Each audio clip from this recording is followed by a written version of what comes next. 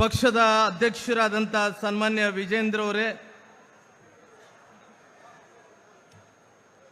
ಕರ್ನಾಟಕ ರಾಜ್ಯದ ಭಾರತೀಯ ಜನತಾ ಪಾರ್ಟಿ ಉಸ್ತುವಾರಿಗಳಾದಂಥ ಸುಧಾಕರ್ ರೆಡ್ಡಿ ಅವರೇ,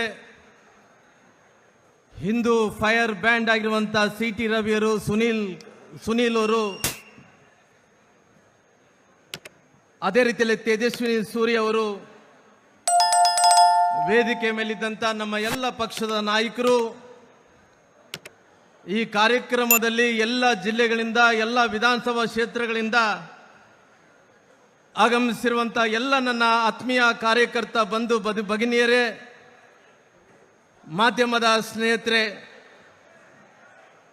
ಬಹಳಷ್ಟು ಮಂದಿ ಎಲ್ಲ ವಿಚಾರಗಳನ್ನು ಅವರು ಮಾತಾಡಿದ್ದಾರೆ. ಕೊನೆಯದಾಗಿ ನನಗೆ ಭಾಷಣವನ್ನು ಕೊಟ್ಟಿದ್ದಾರೆ. ನನ್ನ ಜೀವನದಲ್ಲಿ ಸಮಾವೇಶಗಳಲ್ಲಿ ನಾನು ಹೋಗಿದ್ದೇನೆ, ಆದರೆ ಕೂಡ ಇವತ್ತಿನ ಈ ಸಮಾವೇಶದಲ್ಲಿ ಇವತ್ತು ನಾನು ಈ ಸಮಾವೇಶಕ್ಕೆ ಬಂದಿದ್ದೆ ಒಂದು ಕೆಟ್ಟ ಕನಸು ಅಂದೇಳಿ ತಿಳ್ಕೊಂಡಿದ್ದೇನೆ. ಕೆಟ್ಟ ಕನಸು ಅಂದೇಳಿ, ಜೀವನದಲ್ಲಿ ಒಳ್ಳೆ ಕನಸುಗಳು ಬೀಳ್ತಿರ್ತಾವ, ಕೆಟ್ಟ ಕನಸುಗಳು ಬೀಳ್ತಿರ್ತಾವ. ಆದರೆ ಕೆಟ್ಟ ಕನಸುಗಳು ಬಿದ್ದಂತ ಟೈಮಲ್ಲಿ ಯಾರನ್ನ ಆಗಲಿ, ಯಾವುದೇ ಸರ್ಕಾರಗಳಲ್ಲಿ ಕಪ್ಪು ಮಸಿ ಬವಳೆ ಅಂತ ಕೆಲಸ ಯಾವುದನ್ನ ಸರ್ಕಾರಗಳು ಮಾಡಿದಾರ?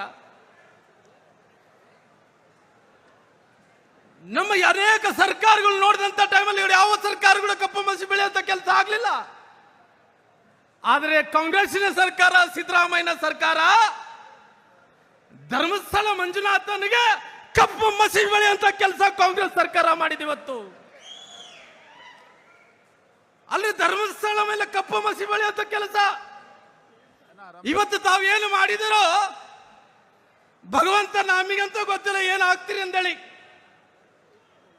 ಅಲ್ರಿ, ನಾವೆಲ್ಲರೂ ಹಳ್ಳಿಗಳಲ್ಲಿ ಮಾತಾಡ್ತೀವಲ್ಲ, ಹಾಲು ಕುಡ್ದನೇ ಬದುಕಲ್ಲ, ಹಾಲು ಕುಡ್ದನೇ ಬದುಕಲ್ಲ ಅಂದ್ರೆ ದೇವ್ರ ಹತ್ರ, ಮಂಜುನಾಥೇಶ್ವರ ಹತ್ರ ಸಂಘರ್ಷ ಇಟ್ಕೊಳ್ಳೋದನ್ನ ಬದುಕ್ತಾರೆ ಏನು?